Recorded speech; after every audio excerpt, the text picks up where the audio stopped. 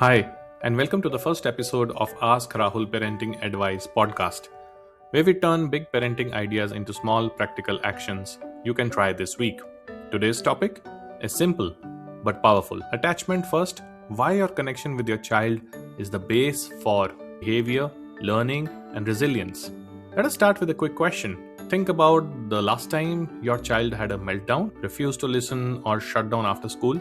Did you go straight into advice, correction, or lectures, or did you pause to connect? Most of us, especially busy working parents, jump straight to fixing the behavior. We say things like, "Stop crying, it is not a big deal," or "Why are you always like this?" We want to help, but we forget one key truth: children listen best when they feel safe, seen, and accepted. The feeling of safety and being seen is what psychologists call attachment.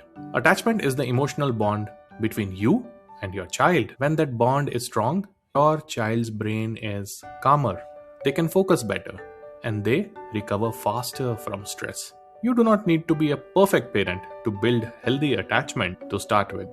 You just need to be consistently good enough and present, warm, responsive most of the time.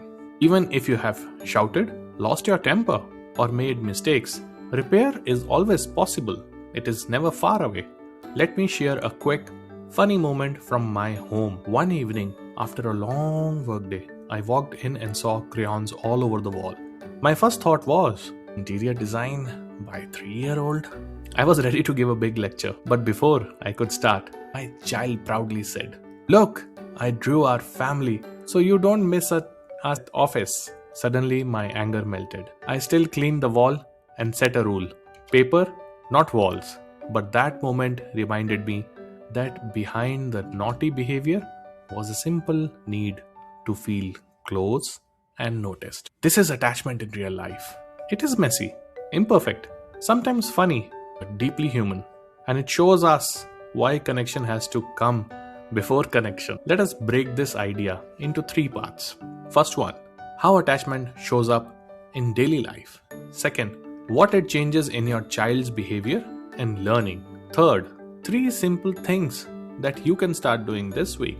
First, how does attachment look in real life? Not in psychology book. It looks like your child running to you when they are scared or hurt. It looks like them telling you about a fight with a friend, and even when they know you might not fully agree. It is that moment when your teenager rolls their eyes but still stays in the same room and keeps talking. This is attachment at work. It's invisible. It's a rubber band that always pulls them back to you, even after a conflict. So that's very important. Second, why does this bond matter so much? Research shows that when children feel securely attached, they handle emotions better, show fewer behavior problems, and they are more open to learning. So those are a few of the good advantages. Their nervous system feels safer, so their brain can spend less energy on survival and more on curiosity and growth. Think of attachment as the Wi-Fi connection between you and your child. If the connection is strong, information, values, guidance, feedback travels smoothly. If the connection is weak, unstable, even the best advice will not load at all. Now, let's talk about what you can actually do this week. Here are some 3 small steps, realistic ones, for a busy parent who is juggling work, deadline, family. Step number 1, special time, 10 minutes a day. Choose one short window, maybe after dinner or before bed, where you keep your phone away and give your child undivided attention. Let them choose the activity: Lego, coloring, silly talking, anything safe. Your only job is to be present, curious, and warm. This daily emotional refill makes the child feel valued and seen. Over a few weeks, you will often notice fewer attention-seeking behaviors because of their emotional tank is no longer running empty. We have filled it up. Step 2, connection before correction. The next time your child is upset, instead of going straight into, "Why did you do that?" try a 2-step approach. And what is that approach? Here it is. First, connect with the feeling. You look really disappointed, or "You're so angry about this, aren't you?" Once they feel understood, then guide the behavior. It's okay to be angry. It's not okay to hit. Let's find another way to show it. This does not mean you become permissive. This means you're firm on the limits, but gentle and respectful with the person. So these are some important aspects of the point number 2. When we go to point number 3, repair after rupture. Every parent loses their cool, including me. You shout, you say something you regret, maybe you slam a door. The good news is that attachment is built not only through perfect moments, but through honest repair. Later, when you are calm, go back and say, I'm sorry, I shouted. That was my mistake. You didn't deserve that tone. Next time, I'll try to take the pause first. You're not losing authority.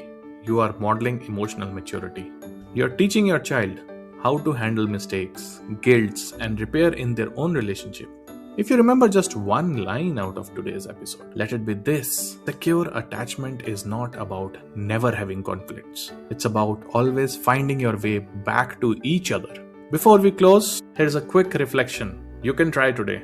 Ask yourself, what is one tiny moment where I can choose the connection first before I give any advice or go in correction mode? It might be a hug before homework, eye contact before instructions, or listening fully before giving solutions. If this episode made you think of your own childhood or your current parenting, that's a good sign. You're already paying attention. And that is the first step to change. If you want to go deeper into these ideas, there are some great resources you can explore. Sharing now, one highly recommended book is Raising a Secure Child. How Circle of Security Parenting can help you nurture your child's attachment, emotional resilience, and freedom to explore by Kent Hoffman, Glenn Cooper, and Brett Powell, which explains the secure attachment in a very practical and real life terms. You can also read one more book, which is The 5 Principles of Positive Parenting on parentingchaos.com, which talks about attachment, respect, proactive parenting, empathic leadership, and positive discipline in simple language. And if you are really keen and would like to learn more about this, you can do some more look up the research-based content which is available at Attachment and Emotions Focused Parenting, Interventions for Child and Adolescents, Externalizing and Internalizing the Problems on NIH PubMed Central website, which summarizes the evidence for attachment-focused parenting programs. Today, I thank you for listening to this first episode of Ask Rahul Parenting Advice Podcast. Many more to come in this series. If you found this helpful, comment with one small attachment habit you would want to build this week, or tag a parent who needs this reminder today. Follow for more short, practical episodes on positive parenting, especially for working parents in India and beyond. Signing off, this is Rahul Srivastav. Bye-bye.